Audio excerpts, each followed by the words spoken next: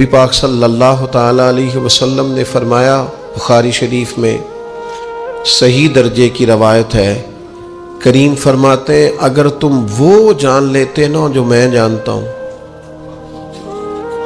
اگر تمہیں اس کا علم ہوتا نا جس کا مجھے علم ہے، تو فرمایا تم رویا کرتے، تمہاری کیفیات اور ہو جاتی۔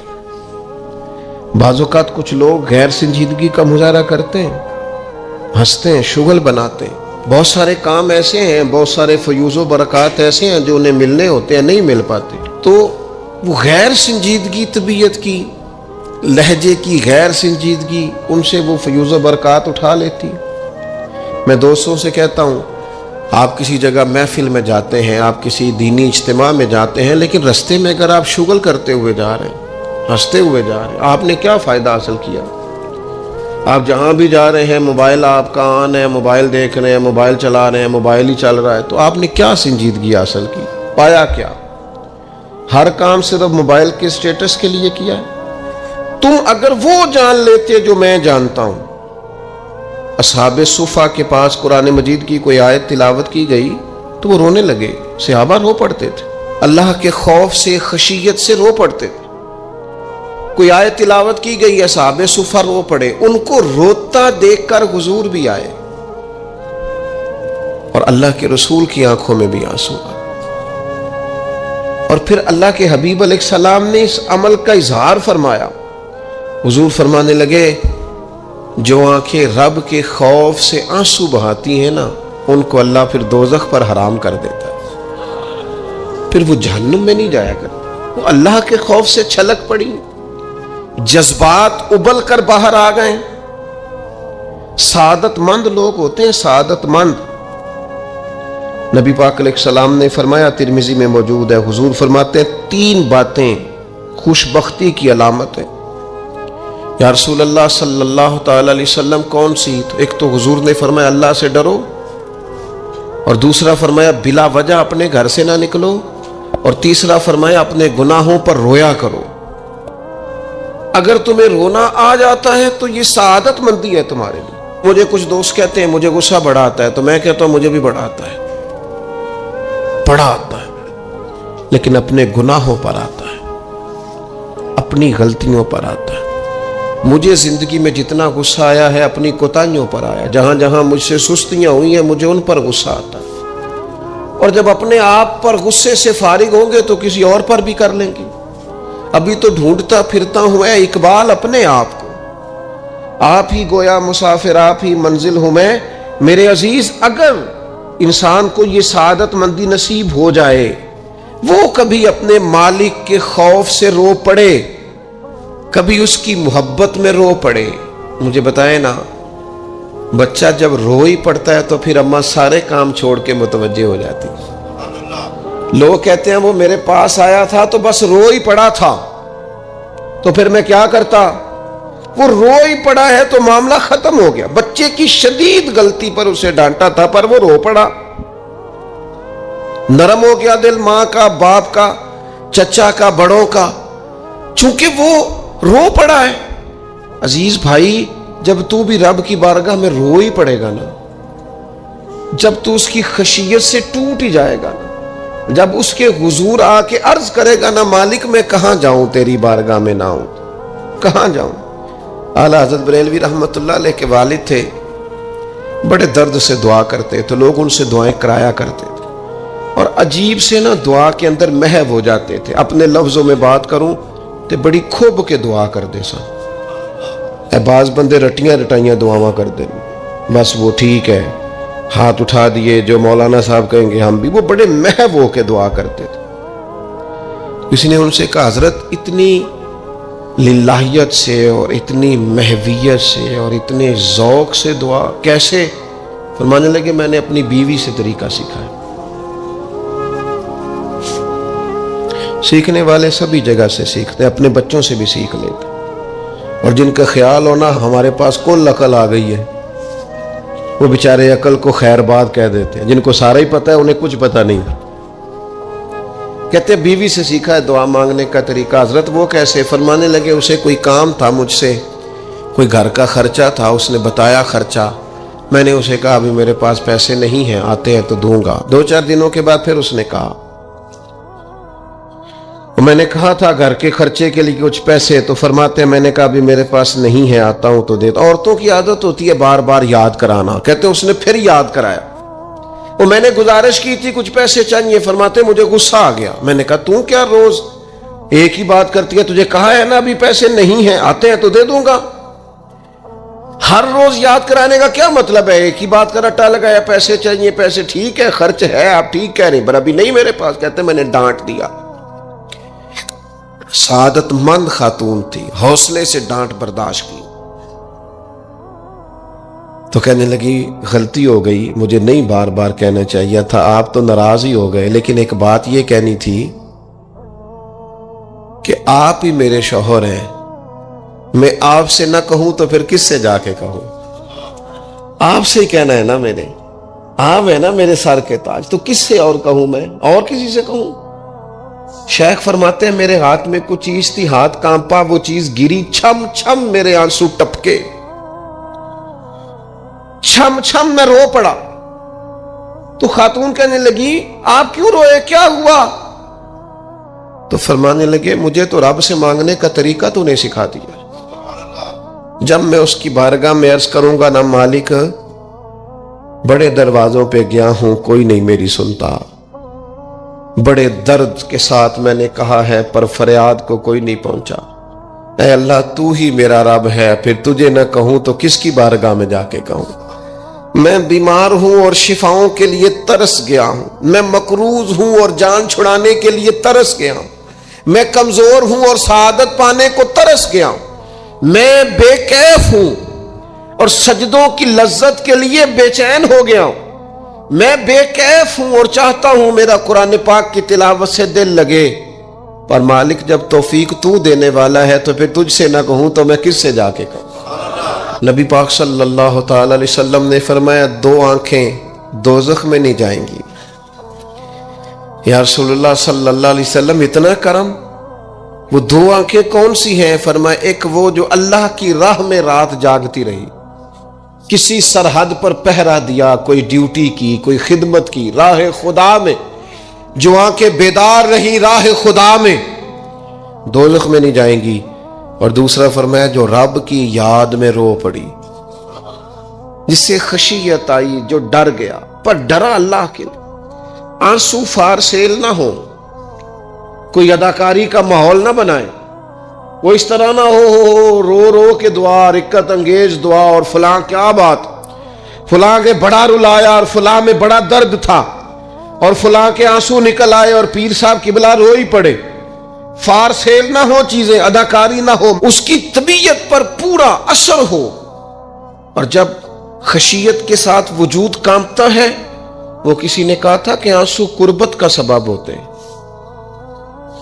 جب آپ کی روح کسی کی روح سے ملتی ہے تب آنسو نکلتے ہیں۔ جب تو اللہ سے پورا جڑ جاتا ہے نا، جب رسول کائنات کی بارگاہ سے تیری پوری توجہ لگ جاتی ہے، پھر آنسو بن کر دل تے پار پوے جس ویلے ادو پار بناون اکھیاں، بے درداں محبوباں دے سارے ناز اٹھاون اکھیاں۔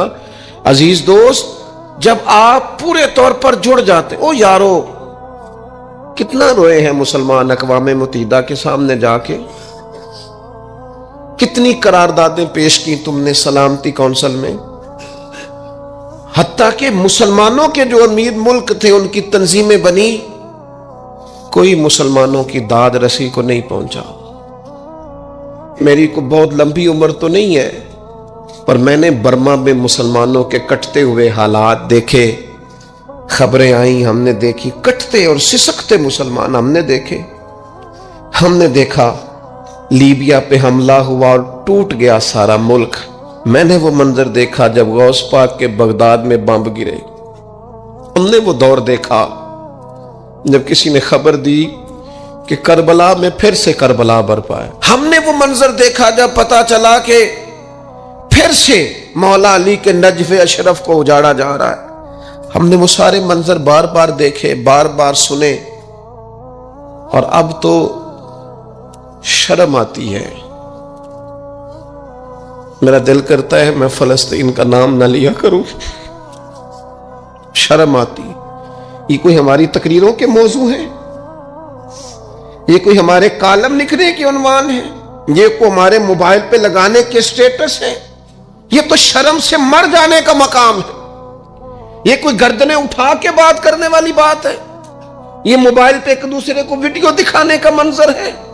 رمضانوں میں، شاموں میں اپنے اپنے بچوں کو سینوں سے لگا کے افطاریاں کرانے والوں اور بچوں سے پوچھنے والوں کہ پتر تو کی کھانا ہے، اس سے پوچھ لے اس کی مرضی کیا ہے۔ تمہیں پتہ ہے فلسطین کی بیٹیاں بھی سیدہ خدیجہ الکبریٰ کی بیٹیاں ہیں، وہ مومنوں کی مائیں ہیں تو ان کی بھی تو مائیں ہیں نا۔ فلسطین کی بہنیں بھی صبح قیامت حضرت فاطمہ کے پلو میں پناہ لیں گی۔ نبی پاک صلی اللہ تعالی علیہ وسلم نے فرمایا من اذا مسلمن فقد اذانی۔ میں کیسے وہ بات آپ کے دلوں تک اتاروں کہ حضور نے فرمایا جب میرے مسلمان کو تکلیف ہوتی ہے تو مجھے تکلیف ہوتی ہے، مجھے درد ہوتا ہے۔ اس رسول کی امت جو کافروں کی رسیاں زور سے باندھی جائیں تو حضور فرمائیں ڈھیلی کر دو، یہ ہائے ہائے کرتے ہیں تو مجھے نیند نہیں آتی۔ اگر بدر میں قیدی بنا کے لایا گیا کافر ہائے ہائے کرے تو حضور کو نیند نہیں آتی، تو مجھے بتاؤ کہ فلسطین کی بیٹیاں ہائے ہائے کرتی ہیں تو گنبد خضرا میں محبوب کو آرام ہے؟ میرے عزیز، بے حسی کی زندگی، چھوٹے موٹے بیانات، تو بھی کہہ دے تھوڑا سا فلانے کا بیان نہیں آیا، کیا کرنا ہے بیان دے کے، کیا بات کرنی ہے تذکرہ کر کے؟ دوستو آؤ رو کے دیکھ لیا ساری دنیا کے سامنے، کچھ رب کے سامنے رو کے نہ دیکھ لے؟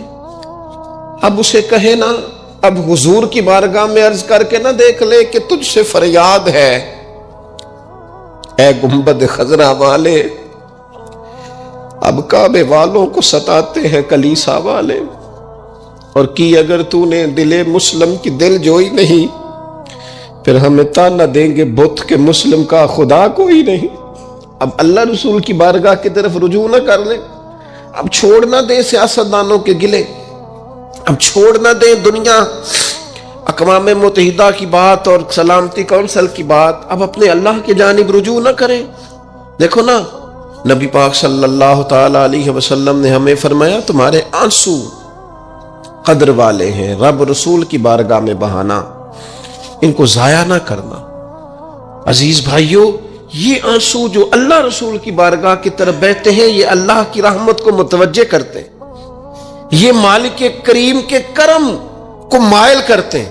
ہمارا مسلح آباد ہونا چاہیے۔ وہ مجھے ایک دوست کہنے لگے صرف دعا کریں فلسطین کے لیے، آپ نے کہا جم کے دعا کریں، صرف دعا کرنے سے کیا ہوتا ہے؟ میں نے کہا دعا کرنے سے پہاڑ ہل جاتے ہیں اپنی جگہ سے۔ میرے رسول پاک رات کو دعا کریں تو صبح فاروق اعظم جیسے لوگ آ جاتے ہیں دین اسلام۔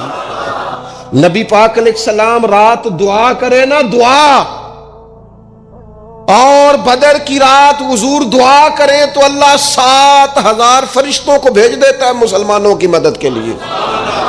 صحابہ فرماتے ہیں میدان بدر میں ہم کسی کو قتل کرنا چاہتے تھے، لیکن اس کی گردن پہلے سے کٹ کے گر جاتی تھی، فرشتے آئے ہوئے تھے۔ آج ہمارے ساتھ اللہ کی مدد ناراض ہو گئی ہے، ہم سے رب کی مدد ناراض ہے۔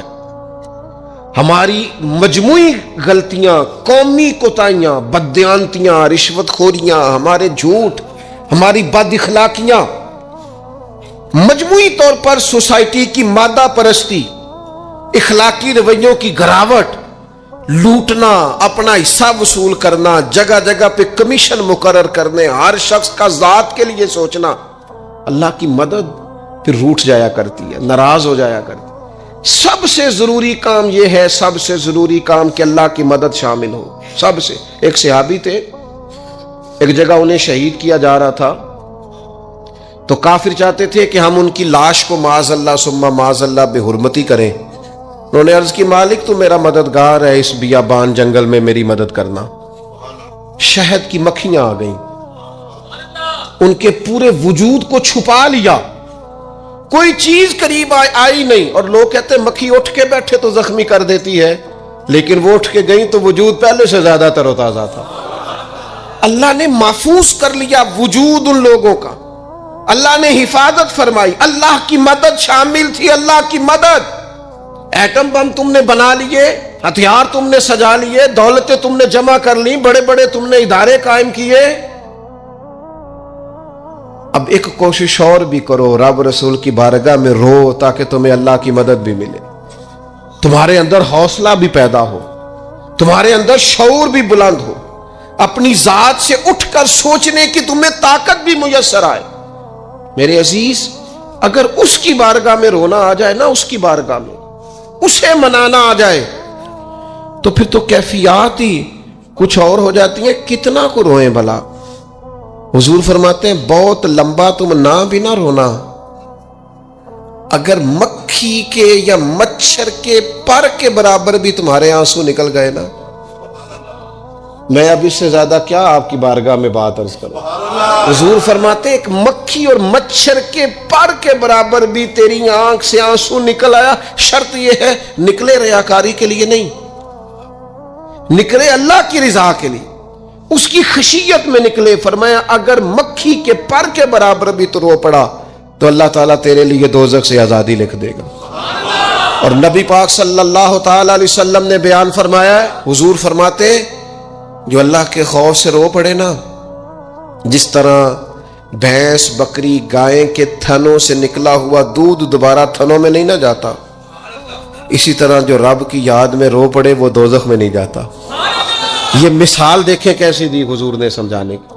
اگر کبھی رونا آئے اس کے لیے تنہائی کا انتخاب کریں، مجمع میں نہیں. ایک بندے کو حضرت عمر نے مجمع میں روتا دیکھا تو فرمایا یہ کام تو اکیلے میں کرتا، تیرے لیے برکت والا ہوتا، تیرے آنسو نکلے، تیرے رخساروں پہ بہیں.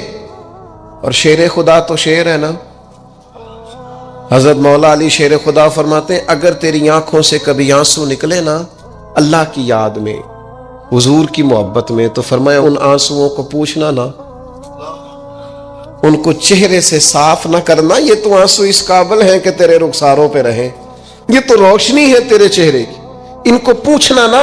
حضرت علی رضی اللہ تعالیٰ عنہ نصیحت کرتے ہیں انہیں رہنے دے، یہ آنسو بڑا قیمتی ہے، یہ نکلا تیری آنکھ سے ہے پر کسی کا ہو کے نکلا ہے، نکلا تیری آنکھ سے ہے پر کسی کے لیے نکلا، نکلا تیری آنکھ سے ہے پر اس نے تجھے بتایا ہے کہ تیرے وجود میں، تیری دھڑکنوں میں، تیرے جذبات میں کسی اور کا بھی حصہ ہے. یہ رب رسول کی رضا کے لیے چھلکا ہے. وہ حضرت شیخ سعدی رحمت اللہ تعالی علیہ آپ مہمان نواز بڑے تھے. حضرت سعدی کچھ لوگ نا بڑے مہمان، سارا دن یہی سوچتے رہتے ہیں کسی کو کھلانا کیسے ہے جی، دنیا آوے کھا کھا جاوے تے راضی ہووے بلا. تو حضرت سعدی مہمان نواز بڑے تھے تو قرضہ چڑھ گیا. قرضہ صرف مہمانوں کو کھانا کھلانے کا ہی تھا. تو ایک دن سارے ہی قرض کھا کے بیٹھ کے کہنے لگا بابا پیسے دیں گے تو جائیں گے، پیسے رکھ. سب جھگڑا کر رہے ہیں. تو حضرت سعدی کہتے ہیں وہ مطالبہ کر رہے ہیں پیسے دو اور مجھے ٹینشن ہے، ان کو کھلایا پلایا کچھ نہیں. تھوڑی دیر گزری تو ایک بچہ آ گیا کچھ بیچتا بیچتا. اس نے آ کے کہا نوجوان نے کہ جناب میں مجمع دیکھتے ہیں تو بعض لوگ بیچنے والے آ جاتے ہیں، اس نے وہ چیز بیچنے کے لیے سامنے کی تو کہنے لگا لینی ہے. تو حضرت فرمانے لگے میرے مہمانوں کو دے دو کھا لیں.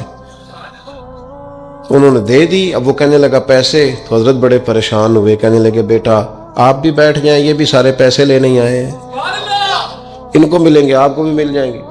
تو وہ نوجوان رو پڑا.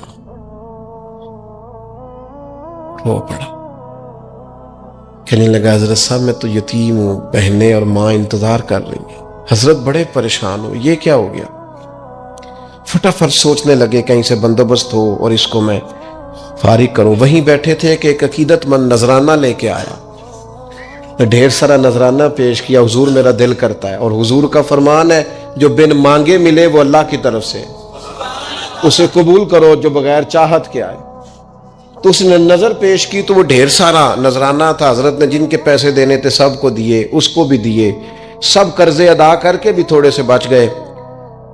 تو ایک بندہ صاحب دل تھا، کہنے لگا حضرت ہم بڑے دنوں سے آ رہے تھے، پیسے نہیں مل رہے تھے، آج کیسے مل گئے؟ فرمانے لگے تم میں کو رونے والا کوئی نہیں تھا. ایک بھی رونے والا ہو تو باقیوں کا کام بھی.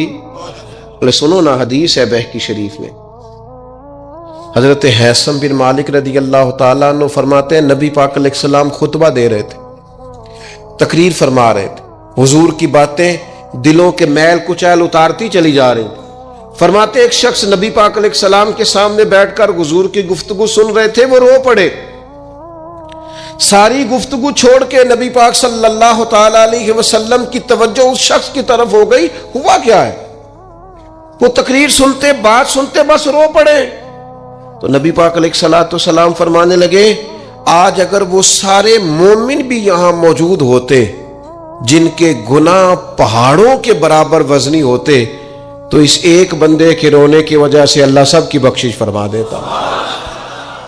اور نبی پاک علیہ السلام فرمانے لگے یہ رویا ہے تو اس کے رونے پر فرشتے بھی روئے ہیں، اور فرشتے دعا کر رہے ہیں کہ اے اللہ یہ جو نہیں روتے نا ان کے حق میں ان کی سفارش قبول کر لے جو تیری بارگاہ میں روتے ہیں، جو تیرے حضور عرض گزار ہوتے ہیں ان کی سفارش قبول کر لے، ان کے حق میں قبول کر لے. وہ بڑا رو لیا ہے فیکٹری کے مالک کے سامنے، بڑا رو لیا امیروں کے سامنے، مالداروں کے سامنے، تگڑے رشتہ داروں کو مائل کرنے کی بڑی جد و جہد کر لی. کچھ وقت سحری میں اٹھ کے رب کے حضور نہ روئیں، کچھ وقت سحری میں سجدہ لمبا نہ کریں اس کی بارگاہ میں، کچھ دعائیں اس کے حضور نہ مانگیں. میں کہوں گا ماؤں سے پریشان ہے بیٹے، سحری میں دامن پھیلا دو رب کی بارگاہ میں. میں کہوں گا والد سے سفارشیں تم نے بڑی ڈھونڈ لی، جد و جہد بڑی کر لی، یاروں سے بڑا کہہ لیا کہ بیٹے کو باہر بھیجنا ہے، کوئی کاروبار ٹھیک کرنا ہے، اب کچھ دروازہ اللہ کی رحمت کا بھی تو کھٹکھٹاؤ نا. اور میرے نبی پاک علیہ السلام نے گارنٹی دی ہے، فرمایا ماں باپ اولاد کے لیے جو بھی مانگے اللہ اپنے فضل سے عطا فرماتا ہے. اللہ کی بارگاہ کی طرف رجوع کریں، زیادہ توجہ رب کی جانب، اتنا نہ دوڑیں بندوں کے پیچھے، اتنا نہ منائیں بندوں کو، اللہ کی طرف توجہ، اپنے رب کی بارگاہ میں رونا، اللہ رسول کے حضور حاضر ہونا ہے. آپ دیکھیے کس قدر جم کے صحابہ حضور کی محبت میں آنسو بہاتے. حضرت ثوبان بن مالک آ کے روئی پڑے تھے نا، حضور نے خود جا کے پوچھا کیا ہوا، بتانا نہیں پڑا، بس آنسو چھلکے. تو نبی کریم نے فرمایا ثوبان کیا ہوا؟ عرض کی دل نہیں لگتا، یہاں تو پریشان ہوتا ہوں تو زیارت کر لیتا ہوں، تو جنت میں کیسے دل لگے گا؟ بس وہ روئے تھے نا، حضرت جبریل آ گئے، کہا محبوب رب فرماتا ہے جو اللہ رسول کی اطاعت کریں گے جنت میں بھی اللہ پڑوس عطا کر دے گا. رو پڑے تو جنت تک بات چلی گئی، رو پڑے تو میرے عزیز یہ تو ہے نا عام آدمی کا رونا، صحابہ کا رونا. اور اگر آنسو نبی پاک کے نکل آئے تو صحیح مسلم میں، صحیح بخاری میں حدیث ہے، سرکار دو عالم علیہ السلام ان آیات کی تلاوت فرما رہے تھے جو حضرت ابراہیم علیہ السلام کے بارے میں آئیں، جو جناب عیسیٰ کے بارے میں آئیں، جن آیات میں حضرت ابراہیم اور جناب عیسیٰ علیہ السلام نے کہا ہے اللہ بہت سارے لوگ گمراہ ہو گئے، بہت سارے لوگ گمراہ کر دیے گئے، اور جن میں یہ فرمایا کہ یا اللہ جو میری اطاعت کریں گے وہ میرے ہیں، اور جو میری نافرمانی کرے تو ان کے لیے غفور ہے. جب اپنی اپنی امت کے گناہگاروں کا تذکرہ جناب ابراہیم اور حضرت عیسیٰ علیہ السلام جو کرتے ہیں، اور قرآن مجید نے جس کا بیان کیا اس کو حضور نے پڑھا تو نبی پاک کی آنکھوں میں آنسو آ گئے. یہ مسلم شریف، حضور روئے. اللہ کریم نے حضرت جبریل امین کو کہا جبریل جائیے میرے حبیب سے پوچھئے کیا معاملہ ہے. حضرت جبریل آئے، حالانکہ رب جانتا ہے، آ کے عرض کی یا رسول اللہ رب فرماتا ہے آپ رو رہے ہیں، تو کہا جبریل امت کے لیے رو رہا ہوں. آپ کی توجہ ہے میری بات پر؟ حضور امت کے لیے روتے ہیں نا، اللہ کرے امتی بھی کبھی نبی کے لیے روئے. کہا امت کے لیے رو رہا ہوں. تو حضرت جبریل امین علیہ السلام دوبارہ عرض گزار ہوئے مالک آپ کے حبیب امت کے لیے رو رہے ہیں. تو فرمایا میرے حبیب سے کہہ دے وَلَسَوْفَ يُؤْتِيكَ رَبُّكَ فَتَرْضَىٰ، آپ کا رب آپ کو اتنا دے گا کہ آپ اپنے رب سے راضی ہو جائیں گے. اللہ آپ کو راضی کر دے گا. محبوب امت کے بارے میں پریشان نہیں کرے گا. اپنی تنہائی کو آباد کریں، اکیلے میں اللہ اللہ کریں، تلاوت کلام مجید کا اس طرح کا ذوق ہو۔ حضرت عمر سنا کرتے تھے تو رو پڑا کرتے تھے۔ حضرت فاروق اعظم رضی اللہ تعالیٰ عنہ پہلی صف میں قرآن مجید کی تلاوت کر کے روتے تھے تو تیسری صف تک آپ کی ہچکیوں کی آواز جاتی تھی۔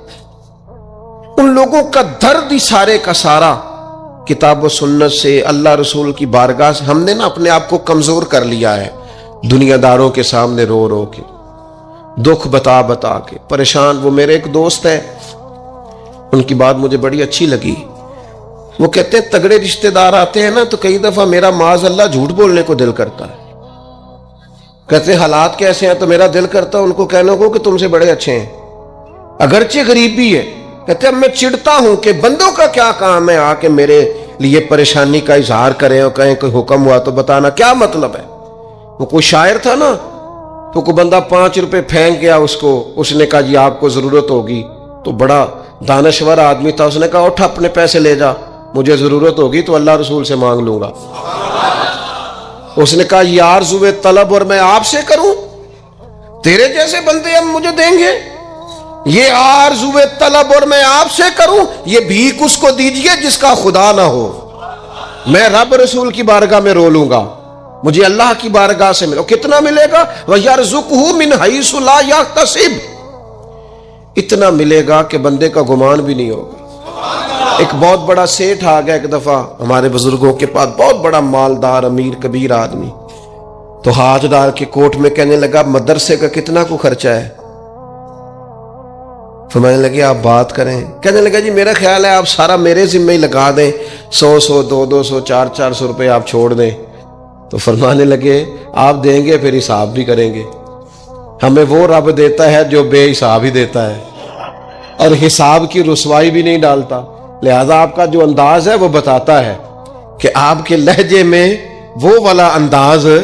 وہ کچھ لوگ آ کے نا جی وہ کہتے ہیں جی کسی کو پیسے لگن والے نے سانو دسو اسی لا دئیے، میں کہ تسی کدھر اور ہی لا لو۔ اگر آپ کو کسی پر اعتماد ہی نہیں ہے، آپ کا لہجہ ہی کچھ اور طرح کا ہے، تو اس کا معنی کیا ہے؟ میرے عزیز، لوگ تو تھوڑا دیتے ہیں تو پریشان کرتے ہیں، اس رب کی طرف رجوع کریں جو اتنا دیتا ہے کہ بندے لے لے کے ہی تھکتے ہیں، وہ دے کے نہیں تھکتا۔ اللہ کے حضور اپنے آنسو بہائیں، کچھ وقت عبادات کے لیے رکھیں۔ آپ جتنے بھی انبیاء کے تذکرے پر، حضرت شعیب علیہ السلام بڑا ہی رویا کرتے تھے۔ اللہ کریم نے پوچھا جنت کے لیے روتے ہو کہ دوزخ کے خوف سے؟ کہا مالک میں تو تیرے لیے روتا ہوں، تیری چاہت میں روتا ہوں، تیرے لیے آنسو بہاتا ہوں۔ میرے عزیز، انبیاء ہوں، صلحاء ہوں، اتقیاء ہوں، صحابہ ہوں، اہل بیت ہوں، جم کے آنسو بہے۔ جنہیں رونا آ گیا نا انہیں منانا آ گیا، جنہیں رونا آ گیا ان پہ رحم آ گیا، جن کی آنکھیں چھلک پڑیں وہ محبوب کو پا گئے۔ شرط یہ ہے کہ تنہائی ہو، بندہ اکیلا ہو، رج روئے پر روئے اللہ رسول کے لیے، ان کی بارگاہ میں روئے۔ باہر تو نکلے تو پھر تو منہ دھو کے نکلے نا، آنسو بندوں کو نہیں دکھانے، آنسو اللہ رسول کو۔ میری آپ سے درد سے گزارش ہے، میں نے جیسے کہا نا دعائیں بڑا انقلاب برپا کرتی ہیں، ایک رات صرف میرے کہنے پر 2 رکعتیں نماز پڑھیں، پھر استغفار پڑھیں 70 بار، پھر اتنا ہی حضور کی بارگاہ میں درود و سلام عرض کریں، پھر رج کے روئیں، اللہ سے عرض کریں اللہ اس وطن کے حالات بھی بدل دے، اللہ امت کے لیے بھی آسانی کر دے، اللہ تعالیٰ فلسطین کے مسلمانوں کے لیے خیر فرما دے۔ ہم اگر اجتماعی طور پر اور انفرادی طور پر اپنے رب کی بارگاہ میں دعاؤں کا رشتہ مضبوط کریں گے نا تو وہ بڑا ہی کریم ہے۔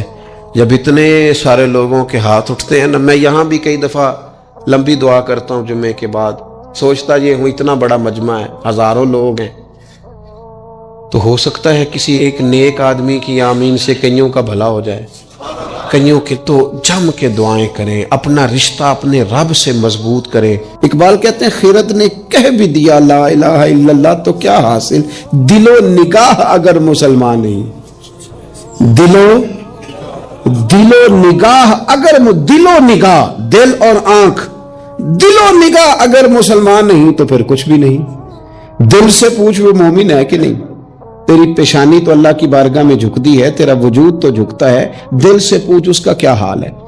یہ تعصبات ان کو پھیلایا جاتا ہے، اس پر محنت کی جاتی ہے. ہم گروہ پرست ہوتے جا رہے ہیں معاذ اللہ حق پرست ہونے کی بجائے. ہمیں گروہ میں نہیں بٹنا، ہمیں حق دیکھنا ہے کدھر ہے، حق کا سفر کرنا ہے. قرآن مجید سورۃ المائدہ آیت نمبر 8 اللہ کریم نے فرمایا یا ایھا الذین آمنوا کونوا قوامین للہ شہداء بالقسط. اے ایمان والو اللہ کے حکم پر خوب قائم ہو جاؤ اور انصاف کے ساتھ گواہی دو. اللہ کے لیے قائم ہو جاؤ، کھڑے ہو جاؤ، انصاف کے ساتھ گواہی دو. قرآن مجید کا انداز دیکھیے گا سمجھانے کا. فرمایا وَلَا يَجْرِمَنَّكُمْ شَنَآنُ قَوْمٍ عَلَىٰ أَلَّا تَعْدِلُوا.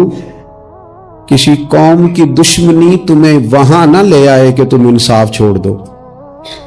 دشمنی اختلاف اپنی جگہ پہ اور انصاف اپنی جگہ پہ. سامنے دشمن بھی ہو تو کرنا تم نے انصاف ہی ہے. جب ترازو پکڑنا ہے تو تولنا تم نے. یہ میرے رب کا ارشاد ہے، یہ قرآن پاک ہے. کسی قوم کی دشمنی تمہیں انصاف سے نہ روک دے. اعدلوا، عدل کرو. واقرب للتقوی، یہ پرہیزگاری کے زیادہ قریب ہے. نماز، روزہ، حج، زکوٰۃ یہ تو عبادت ہے، لیکن پرہیزگاری کیا ہے کہ تم عدل کرو، انصاف والے ہو جاؤ، ترازو صحیح کرو. واتقوا اللہ، اللہ سے ڈرو. ان اللہ خبیر بما تعملون، بے شک اللہ کو تمہارے کاموں کی خبر ہے.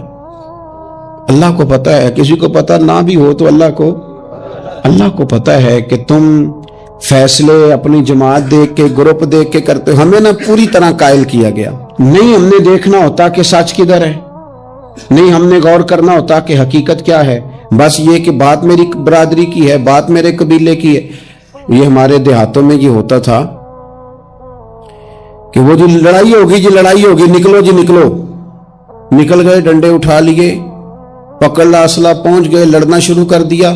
جا کے پوچھا بھی نہیں کہ بھئی ہمارے لڑکے کی غلطی ہے کہ سامنے والے کی غلطی ہے. وہ جی ہم نے نا غلطی کسی کی بھی ہو ہم نے تو سپورٹ کرنی ہے، وہ ہمارا لڑکا لڑ پڑا ہے. بھئی آپ پہلے پوچھیں، آپ پہلے اس پر غور کریں حق کدھر ہے. اس عصبیت سے بچیں. نبی پاک صلی اللہ علیہ وسلم نے فرمایا جس نے کسی کو کسی گروہ کے نام پہ بلایا اس نے جاہلیت کے لیے بلایا ہے. وہ جاہلانہ لڑائی لڑ رہا ہے جو عصبیت پہ، گروپ پہ، برادری کے نام پر آگے نکلا ہوا. اب تو پیران عظام، مذہبی جماعتیں وہ کہتی ہیں صرف ہم ٹھیک ہیں. نہ کریں یار، آپ امت میں نئی امت تو نہ قائم کریں. ان کو رسول اللہ کا غلام بنائیں. ان کو آپ مختلف جگہوں پہ نہ تقسیم کریں. آپ اہل حق صحیح العقیدہ لوگ خدا را اپنے ذہن کو بڑا کریں، وسعت سوچوں میں لائیں. گروہ بندی کی سوچ پیدا کرنا، سطحی سوچ پیدا کرنا. میں سوچوں کے لحاظ سے انقلابی لوگوں کے پاس اٹھتا بیٹھتا رہا ہوں تو بعض مثالیں بھی پنجاب کی مجھے تکلیف دیتی ہیں. ایک صاحب نے ایک دفعہ میرے سامنے کہہ دیا کہ برادری تو سپاں نوں بھی پیاری ہوندی. میں کہتا مطلب ہے سپاں والا کام میں کیا مطلب سطحی سوچ آپ نے پیدا کی ہوئی. ابھی بھی یہ رٹا ہے. یہ جو گروہی تعصبات ہیں نا یہ تو بندے کو حق سے دور لے جاتے ہیں. گروہی تعصب، گروہ کا تعصب یہ تو حق سے دور لے جاتا ہے. میرے عزیزو تعصبات سے اوپر اٹھ کے دیکھیں. خیر اور جگہ پہ بھی ہیں. میں نے وہ لوگ بھی دیکھے ہیں جن کو اہل بندہ نظر آیا تو انہوں نے عہدہ ہی چھوڑ دیا. ہم اپنی ذات کے چنگل میں اتنا پھنس کے رہ گئے. مجھے پوچھا جائے، مجھے گنا جائے، میری بات کی جائے، آپ کچھ نہیں کر سکیں گے. اس لیے کہ آپ ذات کی جنگ لڑ رہے ہیں. آپ جب تک نظریات کی جنگ نہیں لڑتے، یہاں سے اوپر اٹھ کر بات نہیں کرتے، آپ کوئی کام نہیں کر سکتے. سوال ہی پیدا نہیں ہوتا. اس لیے کہ سوچ ہی چھوٹی ہو گئی. گروہی تعصبات سے نکل کر جب آپ کو حق آ جائے پھر اس کو قبول کریں. پھر نہ آپ کا منصب آپ کو روکے. حضرت ابی بن کعب رضی اللہ تعالیٰ عنہ نے امیر المومنین سیدنا فاروق اعظم پہ مقدمہ کر دیا تھا.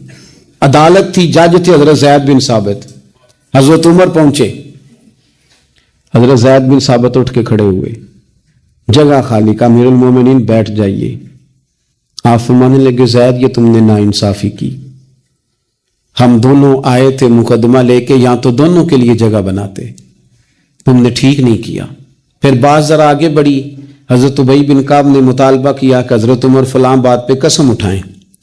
تو حضرت زید بن ثابت جاج تھے، کہنے لگے آپ امیر المومنین سے یہ مطالبہ کر رہے ہیں.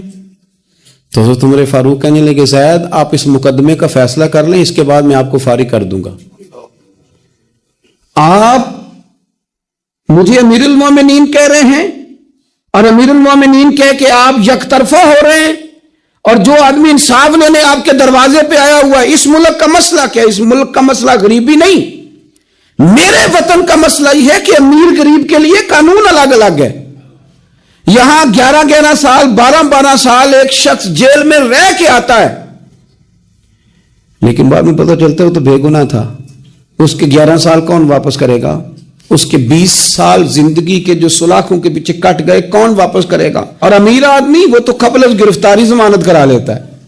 ان کے پاس تو بڑے بڑے ایشو ہیں، بڑے بڑے وکیل ہیں، بڑے بڑے ڈاکٹروں کی ان کے پاس رپورٹیں ہیں، وہ تو سارا کچھ کر سکتے ہیں، کوئی ہے ہی نہیں ان کو روکنے والا.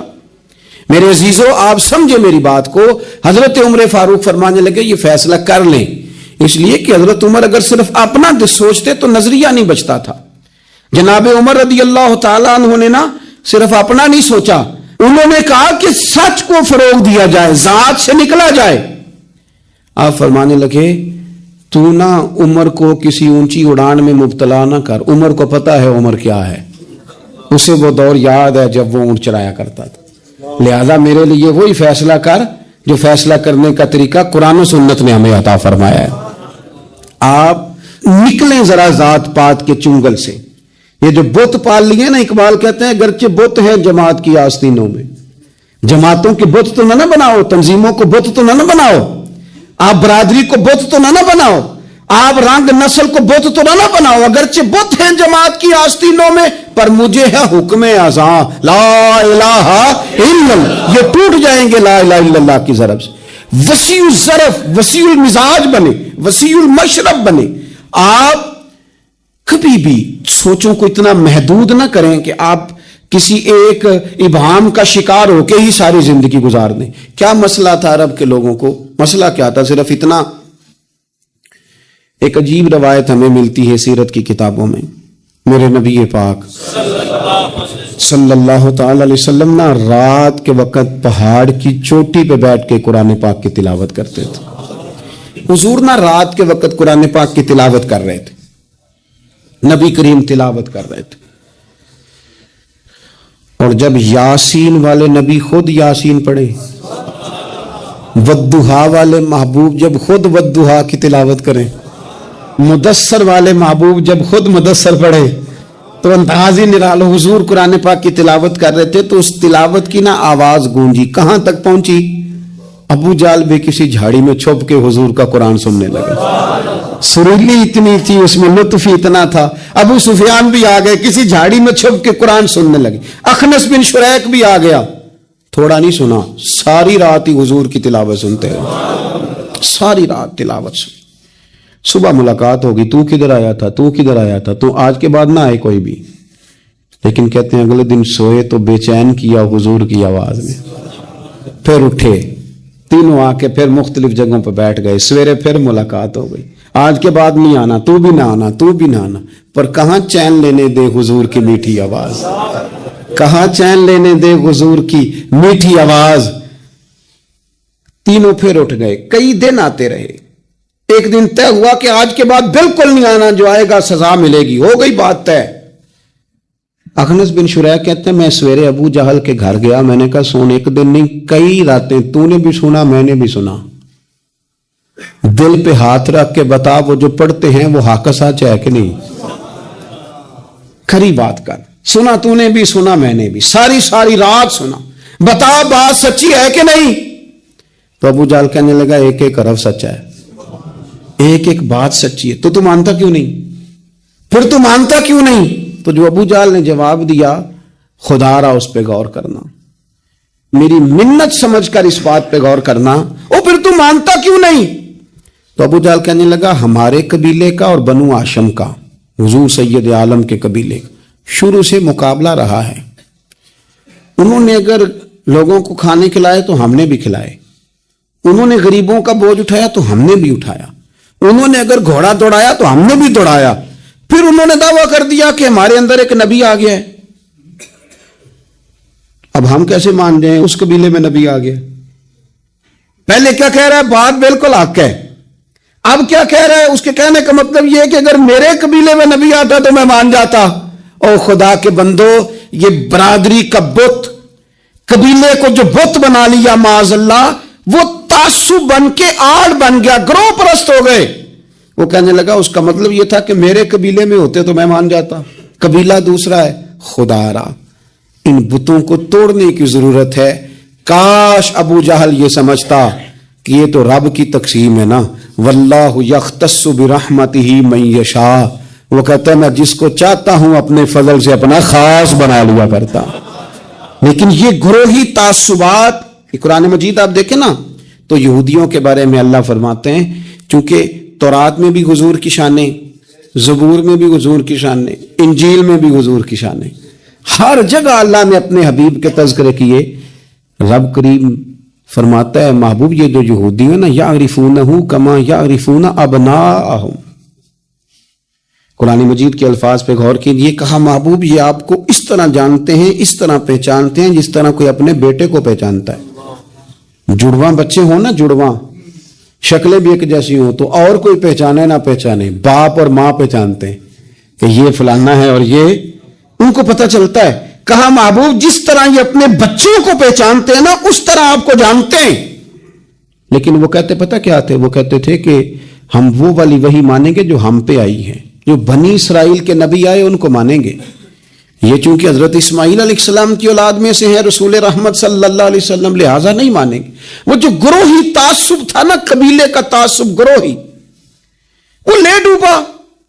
وہ تورات پڑھ کے بھی، انجیل پڑھ کے بھی، بلکہ وہ لوگوں کو کہا کرتے تھے رسول آنے والے ہیں، رسول آنے والے ہیں، رسول آنے والے ہیں. لیکن حضور آ گئے حضرت ابراہیم کی اولاد میں سے، حضرت اسماعیل کی اولاد میں سے. انہوں نے کہا جی وہ تو ہمارے قبیلے میں ہوتے تو ہم مانتے. میں نے بھی غور کرنا ہے، آپ نے بھی غور کرنا ہے. یہ سوچیں تو یہودیوں کی ہیں کہ فلانا میرے قبیلے سے ہو تو پھر مانتا ہوں، فلانا فلانی جگہ ہو تو. یہ تو سوچ ہماری نہیں، ہمارے اندر کیسے آ گئی؟ ہم نے کس دبدبے سے اپنے بچوں کو یہ بات سکھائی کہ تو فلانے چودھری کا بیٹا اور فلانے کمی کے بیٹے سے تو کھیل رہا ہے؟ یہ سوچ پیدا کیسے ہوئی؟ کون تھا جو یہ سوچیں لایا؟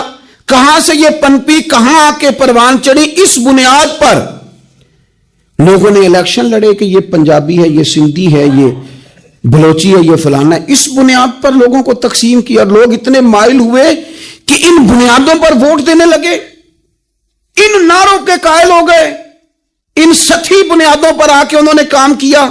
دیکھیں میں کہہ چکا ہوں کہ ہر قوم کے رسم و رواج سے اختلاف نہیں، لیکن وہ قوم تعصب کا شکار. ابراہیم نے جب دین کے لیے نکلے تو جد و جہد کی، گھر کے اندر بھی گھر کے باہر بھی. آپ کے والد کا نام طارق ہے، وہ توحید پرست تھے، ایماندار تھے، پرہیزگار تھے. آپ کے چچا کا نام آزر ہے، وہ بت پرست تھے، بت بیچا کرتے تھے.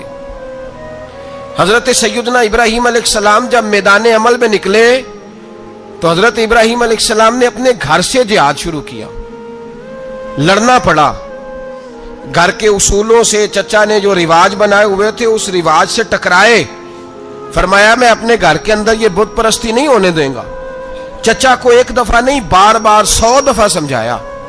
آپ کا چچا بت بنا کے بیچا کرتا تھا. حضرت ابراہیم علیہ السلام تھوڑے بڑے ہوئے تو کہنے لگا کہ چلو میرے ساتھ، تم بھی بت بیچنے ہیں، ہمارا کاروبار ہے. حضرت ابراہیم ساتھ نکلے تو بت پکڑا ہے، گندے پانی کے اندر اس بت کو ڈبوتے ہیں. کہتے ہیں کسی نے خریدنا ہے تو خرید لو، نہ یہ نفع دے سکتا ہے نہ نقصان دے سکتا ہے.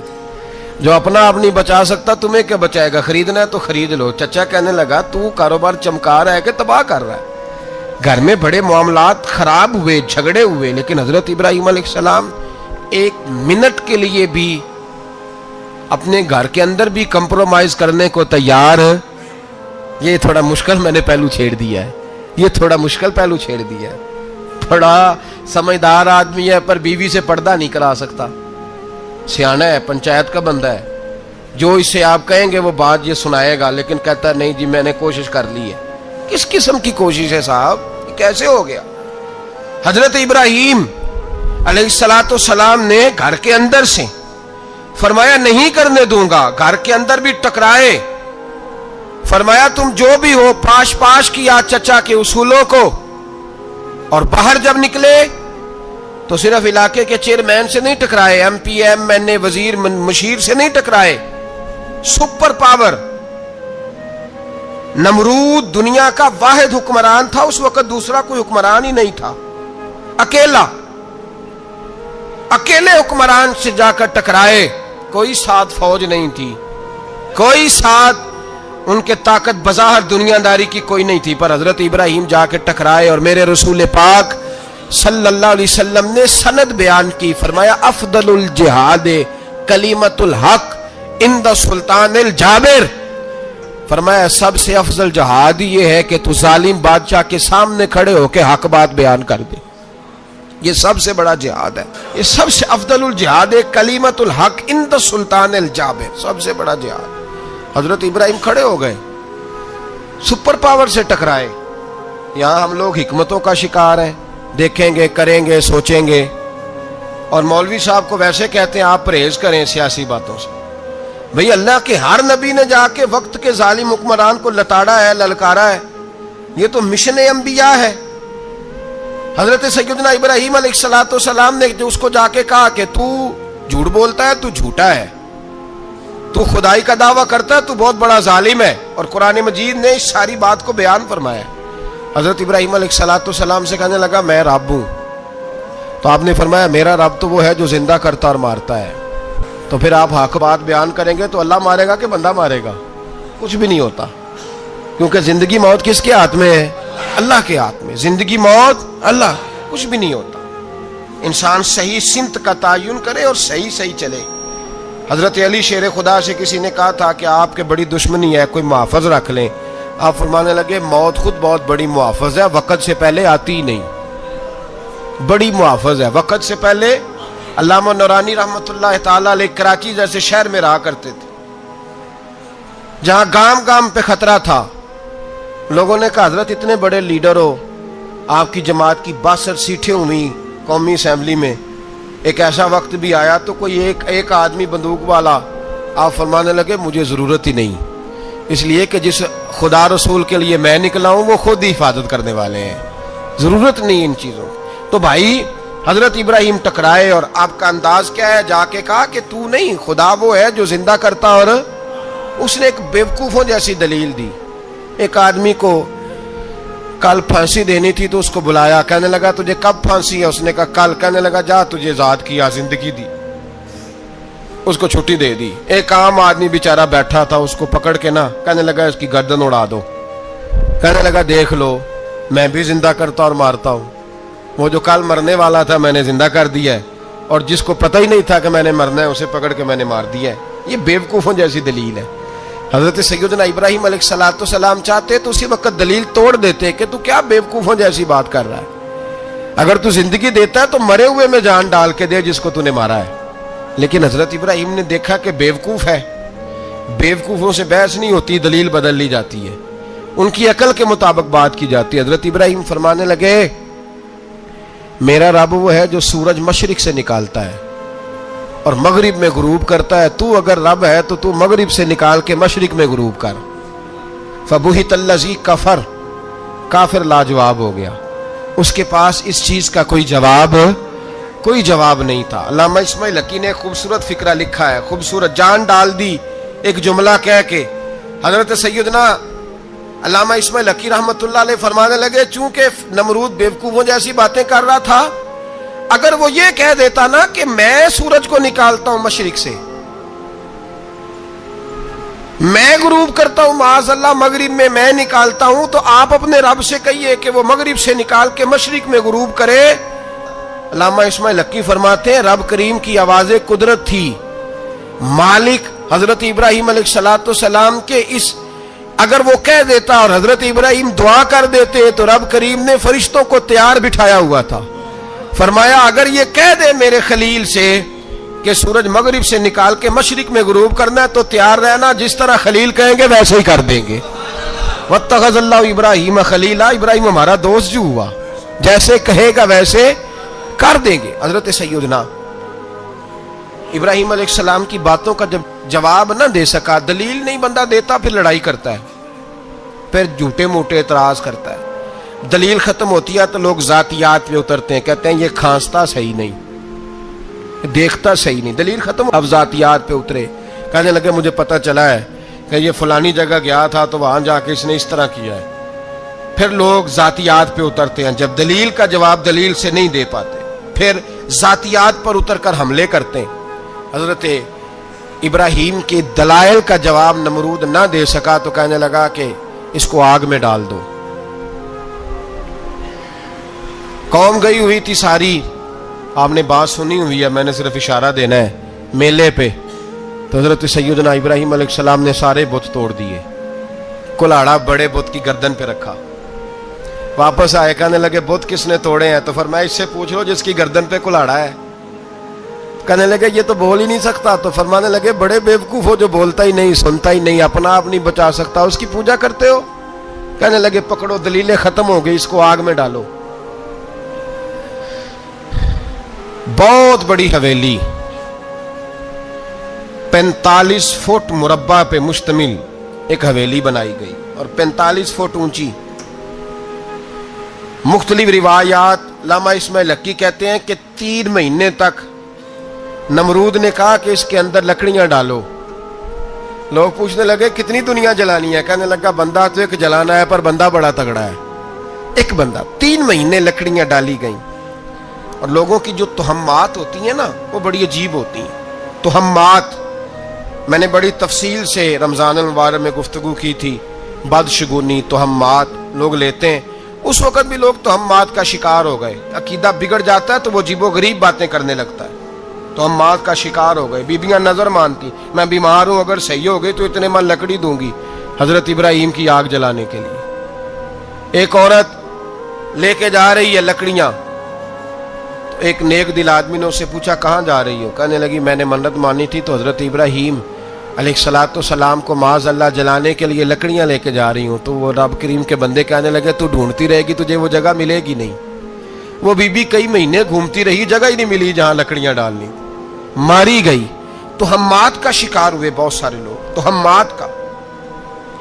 بھائی تہمات دین کے اندر منع ہے، تہمات دین میں کوئی نظر ماننا، کوئی کسی بزرگ کے مزار پہ جا کے سالے ثواب کے لیے کوئی چیز ماننا، یہ تو درست ہوا، لیکن غیر شرعی نظریں مان لینا کہ میں آ کے گرد چکر لگاؤں گا، میں جناب وہاں جا کے یہ والا تماشا کروں گا، میں دھاگا باندھوں گا، میں رسا کاٹوں گا، میں وہاں گندے ہو سے پانی پیوں گا، ان کی شریعت اجازت، یہ تہمات ہیں، بدشگونی ہے، دین میں ان کی کوئی گنجائش۔ آپ نظر ماننے سے پہلے بھی کسی عالم سے رابطہ کریں کہ میں منت مانگنے لگاؤں تو کیسے ماننی چاہیے، اس کا طریقہ پوچھیں، ایسے ہی غلط چیز کی منت تھوڑی مان لی جائے گی۔ بہرحال آمدام برسر مطلب حضرت ابراہیم کے لیے آگ جلائی گئی، 45 فٹ اونچی آگ ہے، پرندہ بھی اوپر سے گزرتا ہے تو نیچے گر جاتا ہے جل کے، اتنے دن لگا کے آگ جلائی گئی۔ اب حضرت ابراہیم کو جلایا جانے لگا ہے۔ یہاں تو موجیں ہے نا، جو کسی ادارے کا سربراہ ہے اس کے لیے موج ہے، کسی جگہ آفیسر بن گیا تو موج ہے، پیر صاحب کے لیے موج ہے، علامہ صاحب کے لیے موج ہے، خطیب صاحب کے لیے موج ہے۔ جلنا کس کو پڑتا ہے؟ وہ علی کوئی نہیں رہا اللہ ماشاءاللہ، وہ لوگ گزر گئے جو تکلیفیں سہ کے کام کرتے تھے، گزر گیا زمانہ۔ حضرت سیدنا ابراہیم علیہ السلام کو جلایا جانے لگا ہے تو اب اتنی بڑی آگ ہے تو ڈالیں کیسے؟ شیطان نے تجویز دی کہ منجنیق بناؤ، منجنیق، بڑے بڑے بانس باندھ کے ان کے نیچے رسا باندھو، وہ جس طرح جھولنے کے لیے جھولا بنایا جاتا ہے اس طرح ایک منجنیق، پرانے زمانے میں اس میں پتھر رکھ کے پھینکے جاتے تھے دشمنوں پہ، وہ منجنیق بنائی گئی کہ دور سے حضرت ابراہیم کو پھینکیں گے، ہاتھ حضرت ابراہیم کے باندھ دیے، پاؤں مبارک باندھ دیے، پوری زمین پہ ایک نام لینے والا خدا کا، اور اس کو آج رسیوں میں جکڑا ہوا ہے۔ جب پھینکا جانے لگا نا آگ میں، حوریں رونے لگیں، فرشتے تڑپنے لگے، اے اللہ یہ کیا ہونے لگا ہے؟ ایک تیرا خلیل اور وہ بھی آگ میں۔ فرمایا جاؤ جا کے اس سے کہو اگر تمہاری مدد لیتا ہے تو اسے بچاؤ۔ ہوا کا فرشتہ آیا، کہا ابراہیم اگر تو کہے۔ او بھائی ان چیزوں کو کہانی سمجھ کے نہ سنا کریں، یہ داستان نہیں، یہ وہ طریقے ہیں جو ہمارے رسول نے ہمیں اپنانے کا حکم ارشاد فرمایا ہے، جو عقیدے، یہ وہ نظریات ہے جو ہمیں اوڑھنے کو کہا گیا۔ اپنے رب کریم کی رضا پہ راضی رہنے کے یہ وہ خوبصورت مواقع ہیں صوفیاء نے جن کو بنا کر سمجھا کر ہم تک پہنچایا ہے. یہ ہے اہل طریقت کی باتیں. وہ کہتے ہیں یار جس حال میں رکھے راضی رہنا ہے. حضرت ابراہیم علیہ السلام کو پھینکا جا رہا ہے. فرشتہ آیا, اے اللہ کے خلیل اگر حکم دو تو اتنی ہوا چلاؤں کہ نمرودی جل جائیں سارے, آگ ان پہ پھینک دی جائے. آپ نے فرمایا تو جا, تجھ سے مجھے کوئی کام نہیں. تھوڑی دیر کے بعد پانی کا فرشتہ آیا, کہا حضور اتنی بارش برساؤں گا کہ آگ بجھ جائے گی. فرمایا تو جا, تجھ سے کوئی کام نہیں. اب جب منجنیق میں رکھ دیے گئے, آگ میں جانے کا لمحہ ہے, تیاری ہے, حضرت جبریل امین حاضر خدمت ہوئے. کہا ابراہیم کوئی حاجت؟ فرمایا تجھ سے کوئی نہیں. کہا چلو مجھ سے نہیں تو رب کریم سے ہی بات کر لو, مجھے پتا ہے میں چھوٹا ہوں, آپ مجھ سے مدد کیوں لوگے, رب کریم سے ہی بات کر لیں. تو حضرت ابراہیم کہنے لگے جبریل یہ بتا, رب کو نہیں پتا اس کا خلیل کس حال میں ہے؟ اسے نہیں پتا میں کس حال میں ہوں, میرے ہاتھ بندے ہیں, پیر بندے ہیں آگ میں, اسے نہیں پتا. بتایا تو اسے جاتا ہے جس سے خبر نہ ہو. تو اگر اسے پتا ہے تو اگر وہ جلانے پہ راضی ہے تو میں بھی جلنے کو تیار ہوں, میں تیار ہوں, میں تیار ہوں. اسے کہو ٹھیک ہے. حضرت سیدنا ابراہیم علیہ السلام کو منجنیق میں ڈال کے جو پھینکا آگ میں, یا نارکونی بردم و سلامن علی ابراہیم, اللہ نے فرمایا اے آگ میرے ابراہیم پہ ٹھنڈی بھی ہو جا اور سلامتی والی بھی ہو جا. حضرت ابراہیم کو دو فرشتوں نے بٹھا دیا زمین پہ. پھول کھلے ہیں, کونپلیں مہک رہی ہیں, کلیاں خوشبو دے رہی ہیں. حضرت ابراہیم نے سر سجدے میں رکھ دیا, سبحان اللہ والحمد للہ ولا الہ الا اللہ واللہ اکبر. حضرت ابراہیم اللہ کی تسبیح پڑھنے لگے, رب کریم کا شکر بجا لانے لگے. نکلے وہاں سے, کچھ دن گزر گئے, نکلے, حکم ہو گیا ابراہیم علاقہ چھوڑ دو. حضرت ابراہیم علیہ السلام وہاں سے نکل کے مصر آئے, چچا کے پاس ٹھہرے. انہوں نے اپنی بیٹی جناب سارہ کا نکاح کر دیا. کچھ آگے بڑھے تو ایک ظالم بادشاہ سے ٹکرائے. اس نے ایک شہزادی, ایک بادشاہ کی بیٹی قید کی ہوئی تھی, جناب ہاجرہ نام تھا. ان کو قید سے چھڑا کے ساتھ لائے. حضرت لوط علیہ السلام بھی ساتھ. یہ 4 لوگوں کا قافلہ چلا, فلسطین میں جا کے پڑاؤ ڈالا, گھر بار چھوڑا, تبلیغ شروع ہوئی. حضرت ابراہیم کے گھر میں 2 خواتین ہیں, ایک آپ کی بیوی ہیں, ایک حضرت ہاجرہ ہے. اولاد کوئی نہیں, بڑا میوہ ہے میٹھا. گھر وہی آباد ہوتا ہے جس میں بچے روتے ہیں, گھر ہوتا ہی وہ ہے جس میں بچوں کی چنچناہٹ ہوتی ہے, بھن بھناہٹ ہوتی ہے. حضرت ابراہیم نے ایک بچہ روتے ہوئے دیکھا تو آنکھوں میں آنسو آئے, کہنے لگے ربی حب لی من الصالحین, یا اللہ مجھے بھی نیک اولاد عطا کر دے. حضرت سارہ نے سن لیا, کہنے لگی ابراہیم شاید میرے بطن سے تو آپ کو نصیب نہیں, ہاجرہ سے نکاح کر لو. جناب ہاجرہ سے نکاح ہوا. اللہ تو بڑا بے نیاز ہے, رب کریم نے حضرت اسماعیل جیسا خوبصورت بیٹا عطا فرمایا.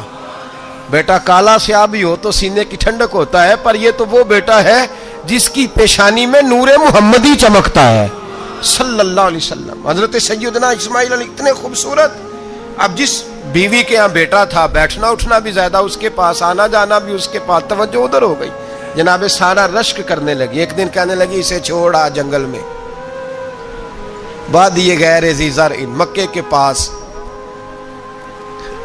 بھائی ایک بیٹا عالم دین بنا لو. کہنے لگا روٹی کہاں سے کھائے گا, تیرے 5 بیٹے ہیں, کو حافظ قرآن بنا, کہتے روٹی کہاں سے کھائے گا. وہ بچہ بھی کہتا ہے میں کہاں سے کھاؤں گا. حضرت ابراہیم علیہ السلام تو چند مہینے کا بچہ چھوڑ آئے, تو کہاں سے روٹی کھائی حضرت اسماعیل نے, کہاں سے کھائی ان کی اماں نے روٹی. بھوکے مر جاتے ہیں یہ سارے. میں بڑی ذمہ داری سے کہا کرتا ہوں کہ جتنی خوبصورت روٹی اللہ کریم دین کے خادموں کو عطا کرتا ہے شاید کسی اور کے نصیب ہوتی ہو, لیکن ہم لوگ توجہ ہی نہیں کر رہے, ہمارا ذوق ہی نہیں بن رہا, ہم یہ محنت ہی نہیں کر رہے کہ قوم کو مستند علماء کی ضرورت ہے, علاقوں کے علاقے خالی ہیں, ادھر ہمارا مزاج ہی نہیں بن رہا, توجہ ہی نہیں دین کی خاطر. اور پھر چلے بچے تو بعد کی بات ہے نا, جو ابھی خود جوان ہے وہ بھی یہ دعا. ایک صاحب مجھے کہنے لگے میں دعا مانگ رہا ہوں اللہ مجھے بیٹا دے تو میں اسے دین پہ لگاؤں گا. تو میں نے کہا آپ بھی بوڑھے نہیں ہوئے, آپ خود ہی لگ جائیں, بیٹا تو ابھی آئے گا تو لگے گا نا. تو آپ تو اس وقت ہے تو آپ تو پہلے لگے نا صاحب, 2 گھنٹے تو نکال کے آئے, دین سیکھنے کو کافی ہے. آپ اتنی لمبی سوچ رہے ہیں کہ بچہ آئے گا تو بڑا ہوگا تو وہ جائے گا تو دیکھی جائے گی, ابھی تو آپ ہیں تو آپ تو آؤ. حضرت ابراہیم نے بچہ وہاں چھوڑا, یہاں سے جو عمرہ کرنے لوگ جاتے ہیں نا، جو حج کرنے جاتے ہیں، ان کو پتہ ہے کہ وہاں دنیا کی ہر نعمت ملتی ہے، پھر بھی ڈبل ٹرپل پیسے لوگ جیبوں میں ڈال کے جاتے ہیں۔ حضرت ابراہیم جب وہاں لے کے گئے تو کوئی انسان نہیں تھا، پانی کا قطرہ نہیں تھا، 2 کلو کھجوریں، ایک مشکیزہ، بیوی کو تھمایا۔ ہمارے گھر میں ہزاروں چیزیں پڑی ہیں، لیکن وہ جو توکل ہے نا وہ ختم ہو گیا ہے۔ اللہ دے گا، حلال حلال پہ قناعت کرے، جائز جائز پہ بھروسہ کرے، رب کریم عطا کرنے والا ہے، وہ مزاج ختم ہو گیا۔ حضرت سیدنا ابراہیم علیہ السلام 2 کلو کھجوریں، ایک مشکیزہ پانی کا دے کر کے، اور وہاں بٹھایا آپ نے اپنے بچے کو اور اپنی زوجہ جناب ہاجرہ کو، اور بٹھا کر کے یہ واپس پلٹنے لگے تو حضرت ہاجرہ سلام اللہ علیہ نے آواز دی، کہا ابراہیم کس کے سہارے پہ چھوڑ کے جا رہے ہیں؟ جہاں آب زمزم کا کنواں ہے نا، جو لوگ گئے ہیں جنہوں نے صفا مروہ کی صحیح کی ہے، صفا مروہ سے باہر نکلے نا، سرکار کی ولادت کا مقام ہے، اس جگہ پہ آب زمزم کا کنواں تھا، وہاں حضرت سیدنا ہاجرہ کو بٹھایا، کوئی چیز نہیں، کوئی درخت نہیں، کوئی کھیت نہیں، کوئی پانی نہیں، کوئی کنواں نہیں، وہاں بٹھایا اور بٹھا کر کے نکلنے لگے تو جناب ہاجرہ فرمانے لگی ابراہیم کس کے سہارے پہ چھوڑ کے جا رہے ہو؟ کہنے لگی اللہ کے سہارے پہ۔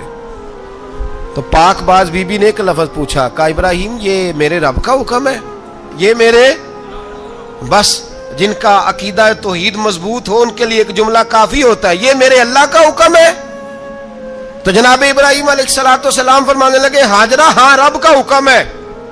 جب یہ لفظ کہے تو چاہیے تھا نا حضرت ابراہیم تسلی دیتے، تو بی بی صاحبہ تسلی دینے لگی، عرض کرنے لگی ابراہیم اگر اللہ کا حکم ہے تو پھر آپ ہماری فکر نہ کرنا، اگر یہ رب کا حکم ہے تو پھر ہماری فکر نہ کرنا، جس رب نے ہمیں یہاں تک پہنچایا ہے وہ ہمیں کبھی بھی ضائع نہیں فرمائے گا، پھر فکر نہ کرنا۔ حضرت ابراہیم آ گئے، بات آپ نے سنی ہوئی ہے، اشارہ کرنا مقصود ہے۔ 13 سال میں چلے مان بھی لیا جائے بعض روایات کی روشنی میں کہ آتے جاتے بھی رہے، لیکن مکمل دیکھ بھال اپنے بچے کی پرورش میں پورا حضرت ابراہیم علیہ السلام کا کردار، سارا کردار ماں کا تھا۔ میں جب خواتین کے بارے میں کوئی بات کرتا ہوں تو میں آپ کو اکثر کہتا ہوں کہ یہ صرف بیوی کے لیے حکم نہیں ہوتا، یہ ٹریننگ بیٹی کو دینی ہے اور بہن کو دینی ہے، یہ تربیت کرے اپنے گھر میں۔ میں تجربے کی روشنی میں یہ بات عرض کیا کرتا ہوں کہ بھائی بچے باپ کے فرما بردار اس وقت ہوتے ہیں جب اماں انہیں باپ کا فرما بردار کرتی ہے، اور بچے باپ کے نافرمان بھی تب ہوتے ہیں جب اماں انہیں باپ کا۔ میں نے اپنے کانوں سے سنا ایک دفعہ ایک بچہ اپنے باپ سے کہہ رہا ہے آپ نے تو ساری زندگی باہر گزار دی، پیسے کمانا کون سا مشکل کام ہے، دکھ سکھ تو سارے اماں نے برداشت کیے، سکولوں میں وہ جاتی تھی، فلانا کام وہ کرتی تھی، فلانا کام۔ اب یہ سوچ اس کی ذاتی تو نہیں، یہ اس کو دی گئی ہے، اور اگر اس کو یہ سوچ دے دی جائے کہ اماں کہے کہ میں تو اپنوں میں رہی ساری زندگی، میں نے تو اپنوں میں وقت گزارا، اور تیرا باپ تو کئی دفعہ جنازے بھی نہیں پڑھ سکا، اس نے تو ماں باپ ایسے دفن کر دیے، وہ اگر یہ سوچ فراہم کرے تو پھر بچہ باپ کا فرما بردار ہوتا ہے۔ اور یہ والی روایتیں ہم بیوی کو سناتے ہیں، حالانکہ کس کو سنانی چاہیے؟ بولیے، بہن اور بیٹی کو، بہن اور بیٹی کو سنائیں یہ باتیں، ان کو سمجھائیں تاکہ آگے جا کے وہ جو گھر ترتیب دیں وہ گھر بڑا عمدہ اور نکھرا ہوا ہو۔ حضرت سیدنا ابراہیم 13 سال کے بعد آئے، چونکہ گھر میں اللہ تبارک و تعالیٰ کی دوستی کا چرچا تھا، اللہ تبارک و تعالیٰ کی محبوبیت کا غلبہ تھا۔ 13 سال کے بعد فلما بالغ معہ سعیا، بیٹا جب اتنا بڑا ہوا کہ سال چلنے لگا تو حضرت ابراہیم نے اپنے بیٹے کو بلا کے کہا بیٹا مجھے خواب آئی ہے، میں تجھے ذبح کر رہا ہوں، تیری کیا رضا ہے؟ تو حضرت اسماعیل کہنے لگے یا ابت افعل ما تؤمر، ابا جی اللہ جیسے حکم دیتا ہے میرے ساتھ ویسے ہی کریں، جیسے اللہ حکم دیتا ہے ویسے ہی، بولیے، ویسے ہی کریں۔ حضرت ہاجرہ کو کہا کہ ایک دوست نے دعوت کی ہے تو وہاں جا رہے ہیں، بی بی مطمئن ہے، تفصیلات کی ضرورت نہیں، ختم بات، اعتبار ہے، مطمئن ہو گئی۔ شیطان پیچھے سے آیا اماں کے پاس، ذرا تھوڑی دیر کے لیے تصور جمائیے، یہاں تو پڑوسن آ کے کوئی بات بتا دیتی ہے خاوند کے بارے میں تو کئی مہینے جھگڑا جاری رہتا ہے، پڑوسن محلے دار۔ شیطان نے آ کے بتایا لفظ کیا ہے، کہا ہاجرہ تمہیں پتا ہے کہاں جا رہے ہیں؟ کہا دوست کی دعوت میں. تو کہنے لگے دوست کون ہے؟ رب کریم. اور ابراہیم کا خیال ہے کہ اس رب نے مجھے حکم دیا ہے کہ میں ذبح کروں. تو حضرت ہاجرہ کہنے لگی کبھی باپ بھی بیٹے ذبح کرتے ہیں؟ تو شیطان کہنے لگا ان کا خیال ہے کہ ان کے رب نے حکم دیا ہے. تو جناب ہاجرہ فرمانے لگی اگر رب نے حکم دیا تو پھر تو مجھے شیطان لگتا ہے, تو مجھے شیطان لگتا ہے. کا کیا مطلب؟ فرمانے لگی اگر رب کریم کا حکم ہے تو میرے پاس ایک اسماعیل ہے, اگر 1000 بھی ہوتے میں سارے اللہ کے راستے میں پیش کر دے دیتی. مالک کا ہی تو ہے سارا کچھ, اسی کا ہے, اس میں لیت اللہ کی کیا گنجائش. حضرت سیدنا ابراہیم علیہ السلام نے بیٹے کے حلق پہ چھری رکھ بھی دی اور چھری چلا بھی دی, رکھ بھی دی. اور وہ تو اللہ کریم نے فرمایا یا ابراہیم قد صدقت الرؤیا, ابراہیم تو نے خواب سچا کر دکھایا, وہ قیامت تک تیرا نام رہے گا. حضرت ابراہیم نے وطن بھی دیا, جان بھی دی, بیٹا بھی. اللہ کریم نے دمبے دیے, فرمایا یہ فدیہ ہے. اب یہ قربانی قیامت تک حضرت ابراہیم کے طریقے کے مطابق جاری ہے. حضرت ابراہیم بہت بڑے مہمان نواز تھے, بہت بڑے. آپ جب مصر میں قیام تھا تو بڑے بڑے لمبے چوڑے لنگر پکتے تھے, لوگ آیا جایا کرتے تھے, بڑا تفصیل کے ساتھ کھانا ہوتا تھا. مہمان نوازی آپ کی خاص صفت مبارکہ ہے. ہمارے ہاں بھی مہمان نوازی ہوتی ہے امیروں کی, بلکہ اب تو مہمان نوازی اس طرح کی ہے کہ کل تیری میرے پاس دعوت ہے اور پرسوں میری تیرے پاس ہے. وہی امیروں میں وہ چکر رہتا ہے, پارٹیاں دوست ایک دوسرے کو ڈالتے ہیں, تیری طرف پارٹی تیری طرف. اور اسی انداز میں اب یہ عید آئے گی نا, ٹکا پارٹیاں ہوں گی جگہ جگہ. اور لوگ سوال پوچھنے لگے ابھی سے, کہتے ہیں قربانی کا کتنا گوشت گھر رکھنا جائز ہے, قربانی کا کتنا گوشت گھر رکھنا جائز ہے؟ سارا ہی جی. اس لیے فریزر لے لے, فریج سے نہیں کام چلے گا. سارا ہی جہاز گھر رکھنا سارا ہی جائز ہے, رکھ لیں. او خدا کے بندے, قربانی وہ بندہ دیتا ہے جو سارا سال ہی گوشت کھاتا ہے. صحیح کہہ رہا ہوں؟ قربانی صاحب نصاب صاحب استطاعت بندہ دیتا ہے نا, تو وہ سارا سال ہی گوشت, تو سارا گھر میں رکھنا بھی جائز ہے, لیکن سارا دے دینا بھی. تو جو آ رہی ہے اس پہ کیوں توجہ کرتے ہو, جو دوسرا جائز ہے اس پہ کیوں نہیں عمل کرتے؟ سارا تقسیم کر دیں, بات ختم ہوئی. یقین کریں محرم میں جا کے دوست ٹیلی فون کر کے سوال پوچھتے ہیں, کہتے ہیں صاحب سنا ہے قربانی کا گوشت محرم میں کھانا جائز نہیں. میں کہ نہیں, ربیع الاول چ بھی جائز جے, رجب رمضان تک کھاؤ, کوئی بندہ نہیں منع کرتا. اس لیے کہ کسی کو دینا تو پسند ہی نہیں. یا پھر اس میں سے جو خاص چیزیں ہیں وہ اپنی فریج میں, اور باقی جو ہے وہ دوسروں کے لیے. یہ کیا طریقہ ہے ہمارا؟ اور اسی پہ عمل ہے. اللہ تبارک و تعالی ہمیں سمجھنے کی توفیق عطا فرمائے. حضرت ابراہیم بہت بڑے مہمان نواز تھے. صرف قربانی نہیں دیتے تھے, سارا سال بہت سارا لنگر, بہت سارا کھانا پینا, بہت ساری چیزیں جاری رہتی تھی. اور جتنے غریب لوگ تھے فلسطین کے, ان کو پتا تھا کہ حضرت ابراہیم علیہ السلام کا لنگر جاری ہے. فلسطین میں جب آپ کا قیام تھا, ایک دفعہ ڈھیروں مہمان آ گئے اور کھانے کو کوئی چیز نہیں. حضرت سارہ اور جناب ہاجرہ دونوں اس وقت موجود تھیں. وہ کہنے لگی ابراہیم بہت سارے مہمان آ گئے تو کیا کریں؟ جناب سارہ کہنے لگی کس طرح کر کے ان کی مہمان نوازی کرنی. اور حالات یہ ہیں کہ قحط پڑا ہوا ہے فلسطین میں, مصر میں, دور دراز علاقوں میں. تو حضرت ابراہیم کہنے لگے یہ اللہ کے مہمان ہیں اور ہمیں رب کریم کا بندہ سمجھ کے آ گئے, اللہ ہی بندوبست کرے گا. فرمانے لگے میرا مصر میں ایک دوست ہے, وہ قحط کے دنوں میں غلہ جمع کر لیتا ہے, میں اس کی طرف پیغام بھیجتا ہوں, مجھے امید ہے وہاں سے غلہ ملے گا. 2 3 5 اونٹ والے غلام بلائے اور ان کو کہا کہ جاؤ غلہ لے آؤ مصر کے دوست سے. وہ لوگ کہتے ہیں ہم غلہ لینے گئے, وہاں جب پہنچے تو حضرت ابراہیم خلیل اللہ علیہ السلام کا پیغام دیا تو آپ کا وہ دوست کہنے لگا غلہ تو بے شمار تھا, مجھے خبر نہیں تھی کہ حضرت ابراہیم کا پیغام آئے گا, تو میں تو سارا تقسیم کر چکا ہوں, لوگ لے گئے, اب تو کوئی شے نہیں. اب وہ خالی آ گئے 5 کے 5 اونٹ. جب خالی آئے تو حضرت ابراہیم کی حویلی کی دیواریں چھوٹی چھوٹی تھیں. ان غلاموں میں سے, خادموں میں سے, آپ کے ان چاہنے والوں میں سے ایک کہنے لگا یار وہ غریب تو انتظار کر رہے ہوں گے کہ غلہ لینے گئے ہیں, ہمیں روٹی ملے گی. چھوٹی چھوٹی دیواریں ہیں, وہ جب دیکھیں گے نا خالی آ گئے تو انہیں تکلیف ہوگی. اس طرح کرو بوریوں میں ریت بھر لیتے ہیں, ریت بھر کے لے جاتے ہیں, بعد میں اندر رکھ کے انہیں سمجھا بہلا لیں گے, یا حضرت ابراہیم کو بتائیں گے, وہ خود ہی उन लोगों की दिलजोई फरमाएंगे। अब गल्ला की जगह रेत भर के ऊंटों पे रख के लाई गई, ला के बोरियां जब रख दी गईं, हजरत इब्राहिम अलैहिस्सलाम दोपहर के वक्त आराम फरमा रहे थे। बीबी सारा उठी, कहती हैं जब मैंने देखा ना कि बोरियां पहुंच गई हैं तो गई, गुलाम को साथ लिया और उसको जब खोला ना तो कहती इतनी हसीन गंदम मैंने पहले कभी देखी नहीं थी, इतना प्यारा दाना मैंने कभी मुलाहिजा ही नहीं किया था। फरमाती हैं जब उसको पीस कर चक्की में रोटियां पकाई तो खुशबू दूर दूर तक फैल गई, आला ग़िज़ा बनी, बड़े बड़े खाने बीबियों ने मिल के पकाए, चुन दिए गए। हजरत इब्राहिम उठे तो लोग खाना खा रहे, सजदा शुक्र अदा किया, और जब सजदे में गए तो वही आने लगी, फिर रोने लगे। जब पलट कर बाहर तशरीफ लाए तो जनाबे सारा कहने लगी इब्राहिम तुम्हारा मिस्री यार बड़ा अच्छा है, उसने इतनी आला गंदम भेजी है कि इतनी तो मैंने प्यारी गंदम कभी देखी नहीं। जनाब इब्राहिम मुस्कुराए, फरमाने लगी सारा ये मिस्री यार ने नहीं भेजी, ये मेरे अरशी यार ने भेजी है।